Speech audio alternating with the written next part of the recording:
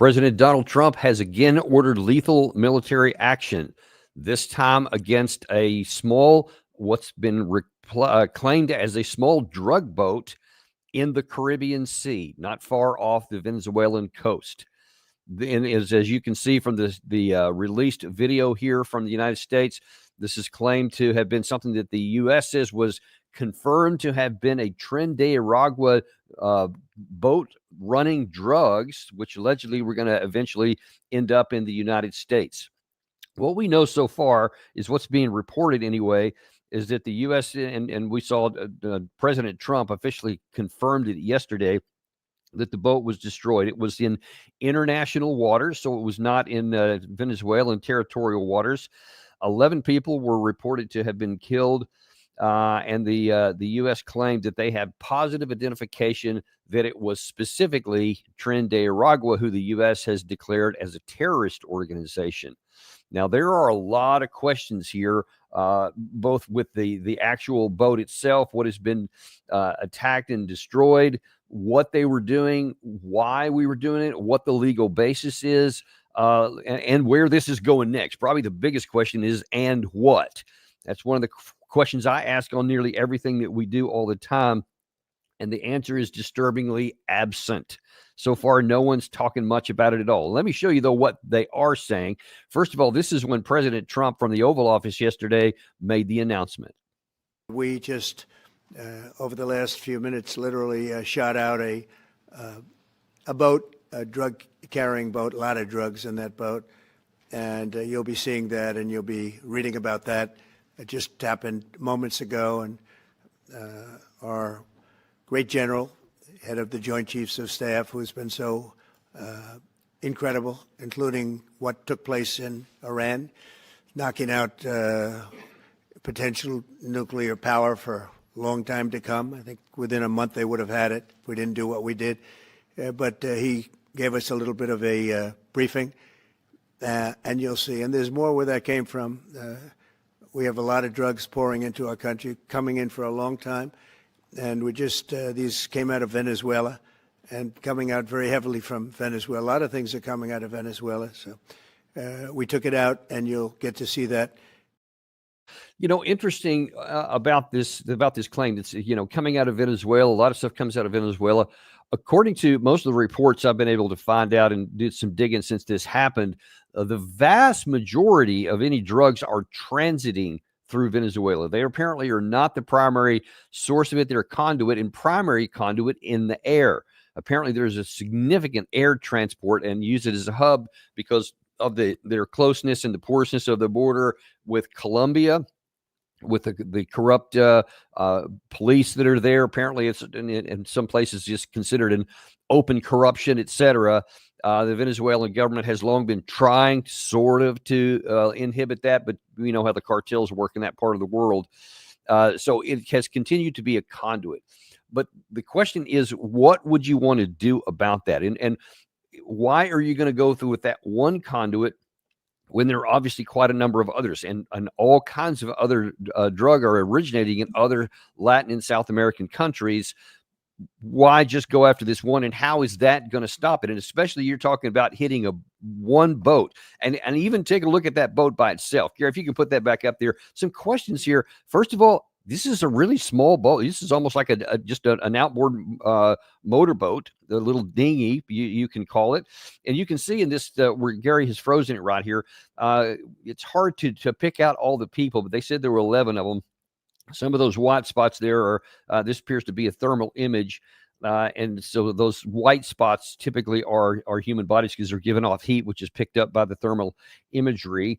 It's hard to see 11. I don't really see that, but it's harder to actually pick out what's in there. Then just again, right before the camera angle switches, they're there. That's the perfect one. Look in the back of the boat. So there's allegedly 11 people there, and there is not much stuff in the back of the boat.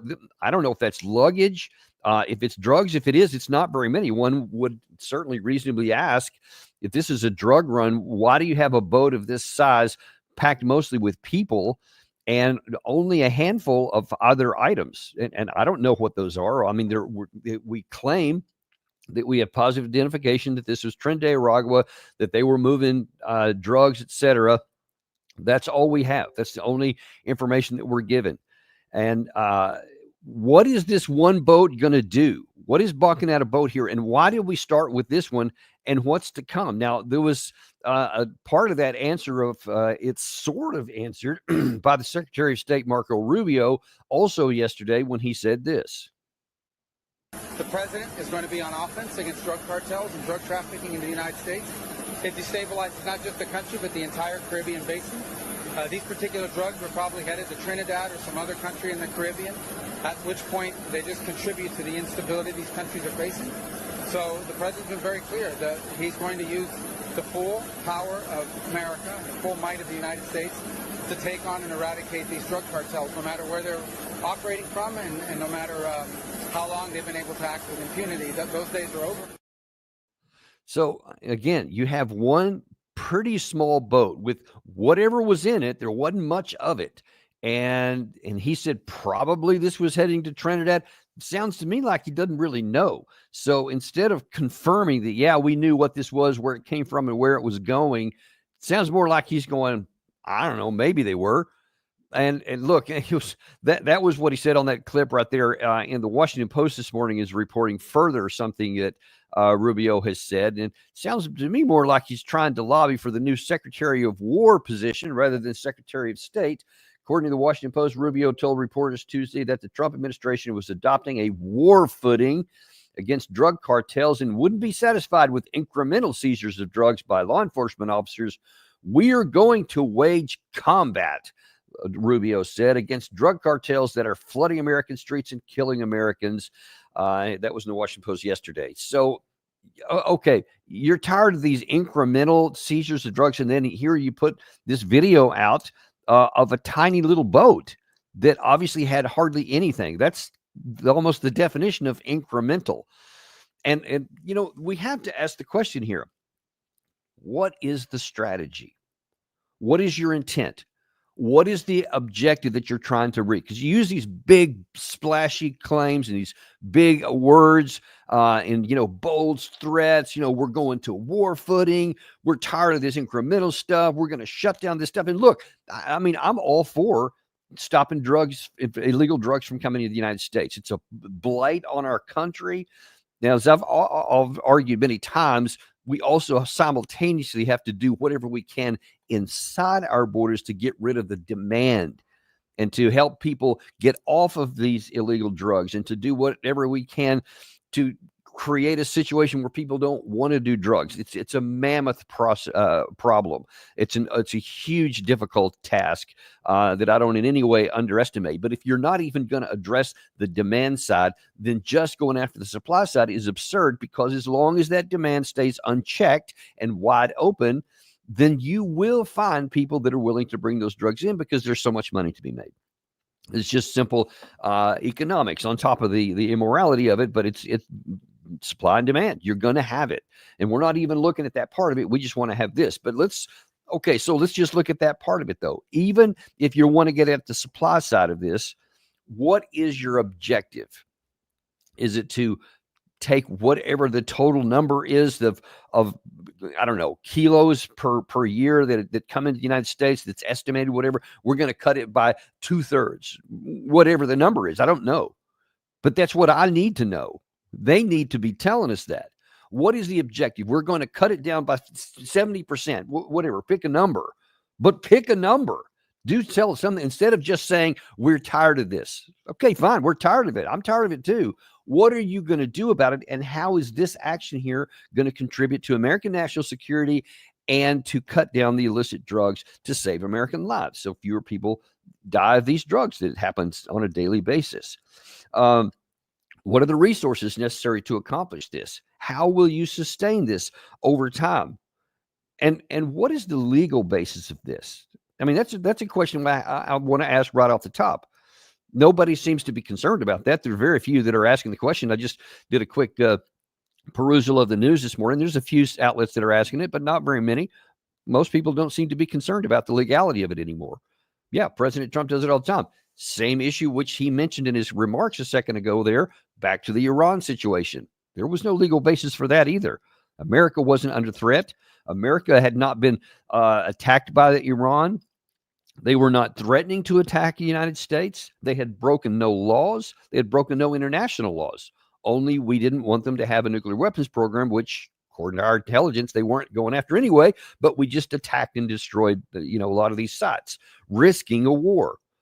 No one asked the question after that. And again, I keep telling you, the longer we go down this path to where the legality isn't even concerned, given a second thought, there's not even any pressure put on the administration not to use that, not even to have to answer the hard questions, the easier we make the next one. And one of these days, we can make an attack here, and all of a sudden, there is a big blowback and a big reaction, which costs us significantly.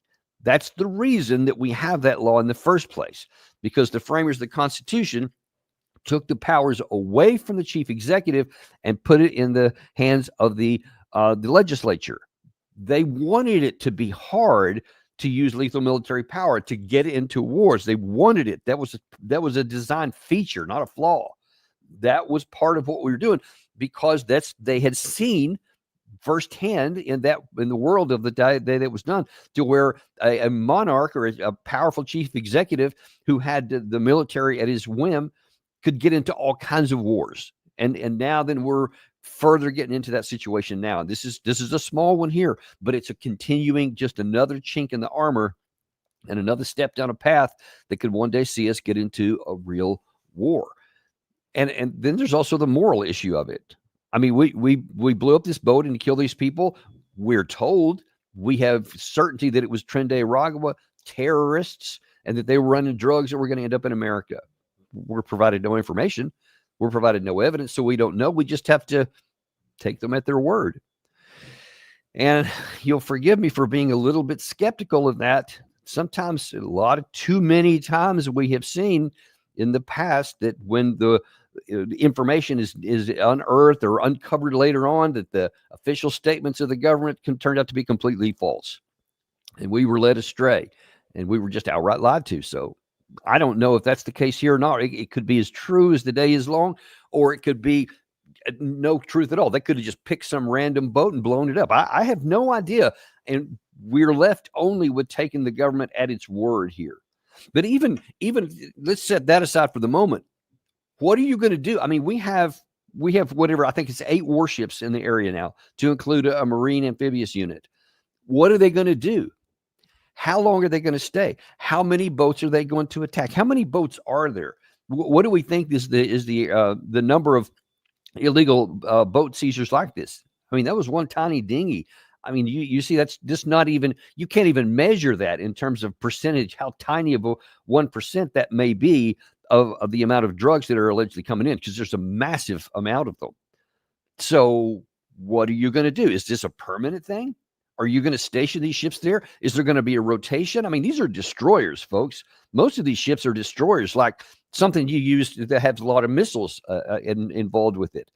Looks more like something you would do if you were going to attack a country, not go after drug users, etc. That was not lost on Maduro as well, because a lot of people think that this is just a precursor to taking action against the government of Maduro. He has not missed out on this. This is what he said yesterday. This was on the 1st of September. This was before that strike, but notice how he was responding to America's military buildup. This press conference is important because Venezuela is facing the greatest threat that the continent has seen in the last 100 years. 8 military ships with 1,200 missiles and a nuclear submarine are targeting Venezuela. It is an extravagant, unjustifiable, immoral, and absolutely criminal, bloody threat. So he's rallying his people. I said that was on the 1st. That was yesterday, but it was before this strike. So he, at least as of before I came on the air today, he had not made any specific response to that. We're still looking for that. May bring it to you later in the day if there is any update. But he is very sharply focused on what's going on. And if we're thinking that show of force is going to weaken his resolve, make him flee, if it's going to scare the Venezuelan people, make them think he can't protect them, I don't know. It's not working. In fact, it is so far having the opposite effect, as so often does. When you inflict somebody, even when their government is really unpopular, and he is unpopular, this kind of thing has more likely to rally around the flag and bring them together. And at least according to what Maduro said subsequent to that, he said that the people are rallying to his side. We have reached a consolidated figure of enlisted militiamen and reservists of 8,200,000 Venezuelans, men and women, who have stepped forward and said, "I am ready." 8,200,000 Venezuelans, but it remains open. So, however many there really are, and a lot of these are just militia. A lot of this was done for cameras, I'm sure, because I've seen some video footage from some of the local news media showing the reservists showing up for duty. They're going through drills, etc. There have been mobilized some of their armed forces in some of the key areas along the coast, etc. I'm sure they're on the high alert. I mean, they would be crazy not to be. So right now they are really focused and ready. And if the United States tried to do something, there would certainly be some kind of reaction, because Venezuela is certainly no match for the United States military-wise. That's not to say that they don't have capacity. And we have those ships out there, and it is not a given that any of the anti-ship missiles that the Venezuelans have would not find the mark. Maybe they wouldn't. Maybe our interceptor missiles would knock them all down, but that's not a gamble we need to find out what the answer is. Not a path we need to go down, because listen, 8 destroyers and 1 marine amphibious unit, that is not enough to do anything. That might be enough if you're going to, like, say, conduct it's called a personnel evacuation situation, like in an embassy or something like that. You can send the Marines in to help get people out or something like that, and then defend the area around. That's it. You're not going to attack a country like that. All you're going to do is just have all this firepower in the area, and then that's it. And if you just launch some of these missiles, towards what end? And with what legality? I mean, you can't just attack Venezuela. Well, okay. All right. I catch myself mid-sentence there, because that's exactly what we did to Iran earlier. So I guess we can. I mean, we were physically able to. And we frankly got lucky with that Iran, because it was in the interest of the United States, of Iran, and of Israel to let that one come to an end. And by the way, that war didn't end. We just stopped shooting because everybody had incentive to do so.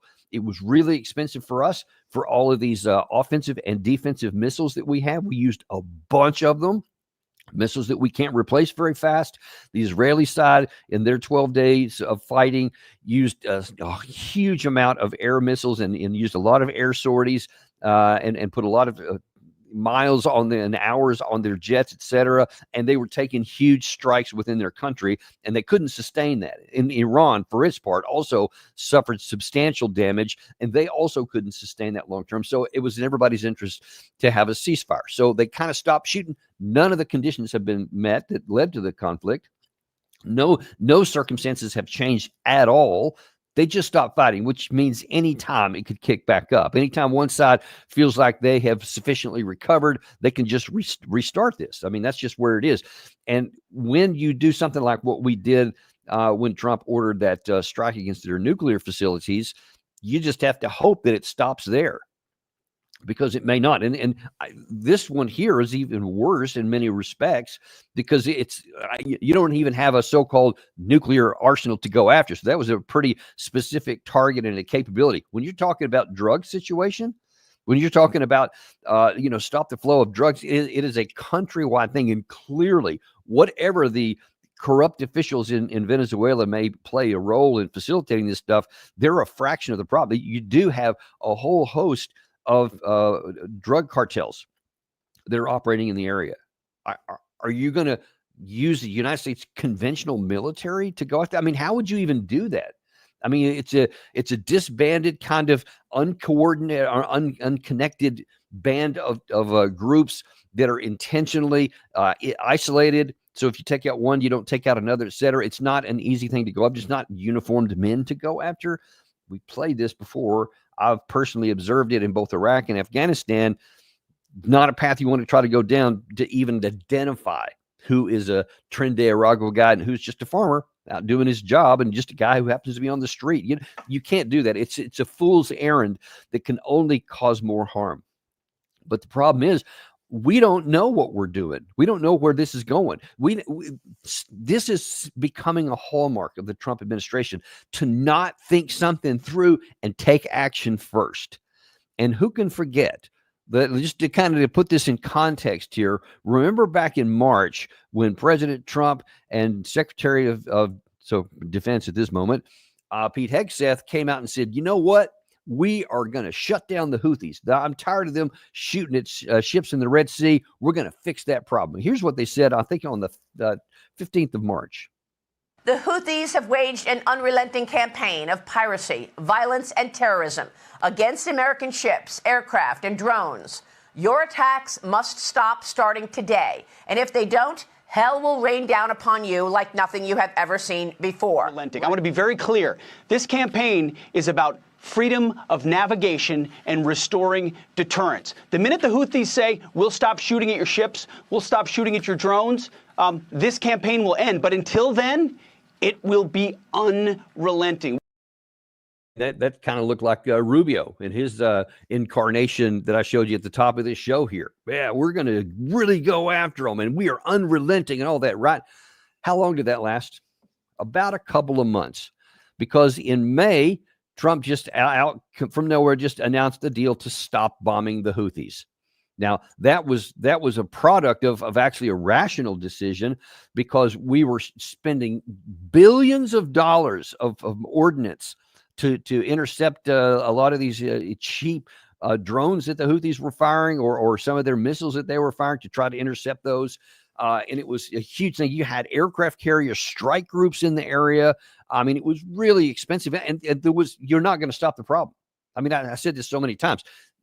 The Saudi Arabians had been trying to quell the Houthis. The Israelis had been trying to knock the Houthis out. None of them succeeded. Over a decade of time, everybody who's tried that has failed. So Trump just said, well, it's too expensive. We're not going to accomplish anything. And all we're going to do is just further deplete our arsenals of these kinds of armaments that we need to potentially fight our own wars and defend our own selves. So he just unilaterally stopped it.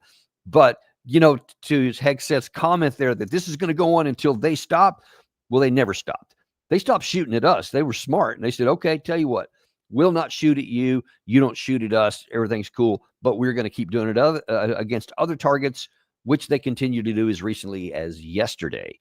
They continued to fire and hit another ship in the Red Sea yesterday. So, yeah, how'd that work out for us? You don't hear a peep out of the administration now. You don't hear anything out of the Pentagon saying, yeah, we had all these bold, brash statements. And you saw right there how firm and aggressive both President Trump was in his Truth Social and Secretary of Defense Hegseth in his emphatic talk about how unrelenting we would be. And then we relented 2 months later.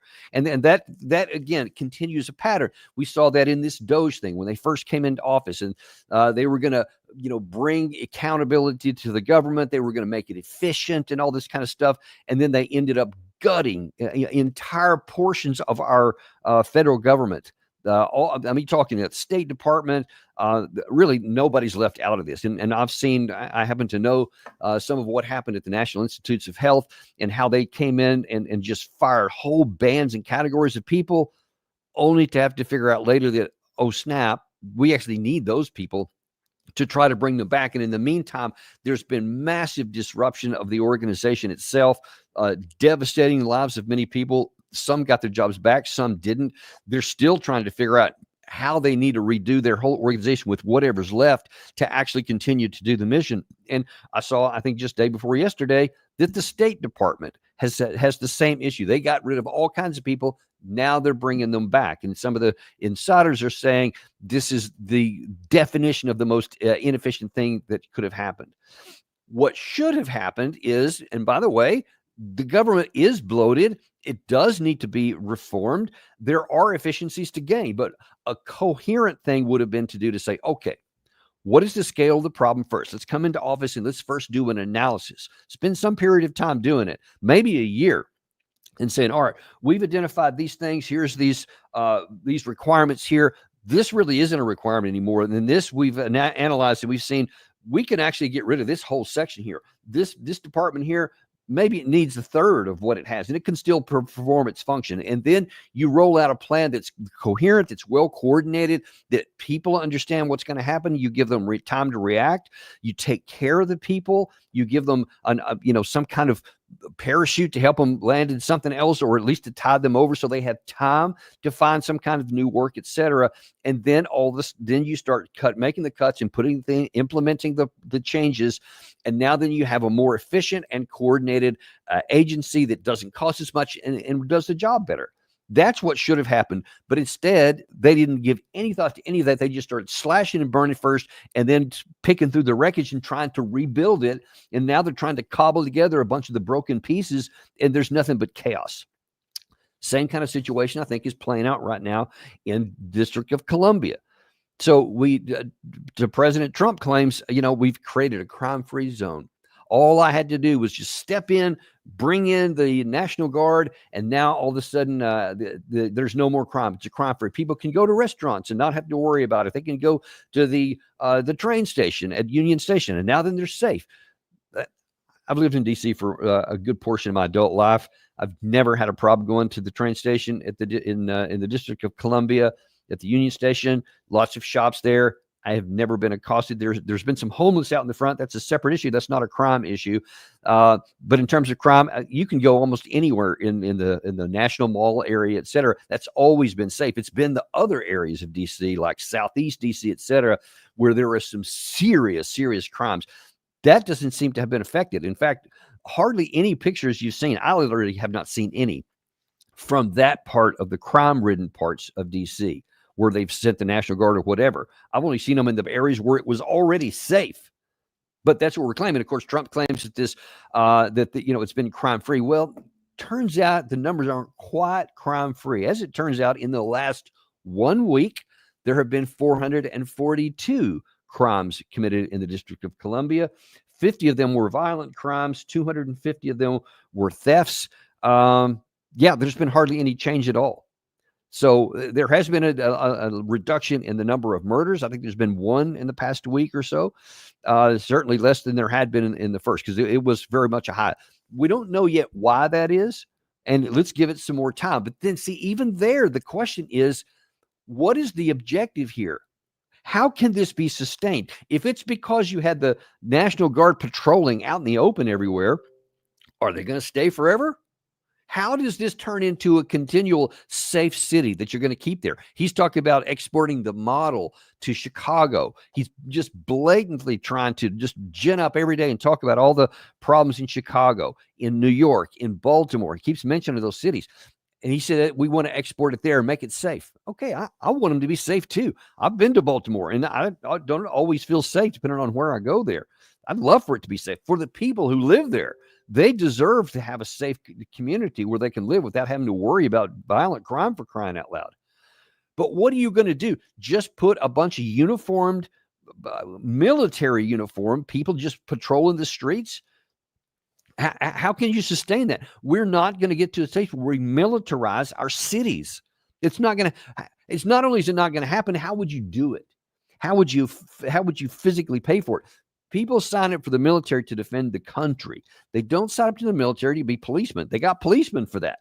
If they wanted to be a cop, they'd join their local police force, not joining the military. So if you start using them to do that, and of course you probably have seen some of those images that showed a lot of the National Guardsmen, their safety issues were picking up garbage. They were doing area beautification, as we used to call it when I was in the service. Not exactly why people sign up. And if they all of a sudden start thinking, hey, I didn't sign up to be a garbage collection person or to do domestic policing issues. I mean, and you're putting potentially in harm's way. It hasn't happened yet, thank God. But I mean, one day it's almost inevitable. Just like sometimes you have policemen killed in the line of duty, you're going to get some of these National Guardmen killed in the line of duty if it continues on, if you sustain it. But then you have to ask the question, where's that money coming from? Even aside from these question of the manpower issue. They can't stay even in the District of Columbia very much longer before there has to change some authorization or something. There has to be more money found. And again, these people are National Guardsmen. They're not active duty. They have jobs, they have lives, et cetera. You're taking them back from. You can't just take that away from them because you want to. So then what happens when all of a sudden their term expires and they all go back to where they came from, and the Metropolitan Police Department, back with the Mayor Mario Browser, is back to where it was before? How have you helped anything at all? See, that's the problem. You haven't thought this through. And now then here we land in this issue in the Caribbean Sea. What are we going to do next? How is this going to be helping anybody? How much is it going to cost? Where's it going to be sustained? And I suspect it's going to be like it was with the Houthis, that all of a sudden he'll get bored one day and change his mind and go somewhere else, and he'll just stop. Because you cannot possibly stop the drug back by blowing up a few boats who has some small amount of something in the back of it. I mean, that's not even a big drug bust. Rubio was lamenting about how incremental. They don't want to satisfy for incremental drug busts or something. That's not even an incremental one. That was even smaller than that. So, man, this has got some real problems here, folks, and it exposes a bigger problem with the administration about so many things here that just aren't thought through. And we better start changing our actions there, or we're going to stumble into something that is going to cost us a lot more than we know of. We'll keep tracking this for you, though. That's the view after about 24 hours, so we'll keep you up to date as we find out anything more, especially anything coming out of Venezuela and what actions may come next. To let you know, we have Larry Johnson, one of our favorite, from former CIA analyst, on at 1 p.m. And then this afternoon at 3 p.m., we have my colleague, again, Jennifer Kavanaugh from the Defense Priorities, probably going to take a look at some of the things going on from that meeting in the Security Cooperation Organization, the Shanghai Cooperation Organization. A lot of things going on in the East. There was a big parade today in Beijing to celebrate the end of World War II among Russia, China.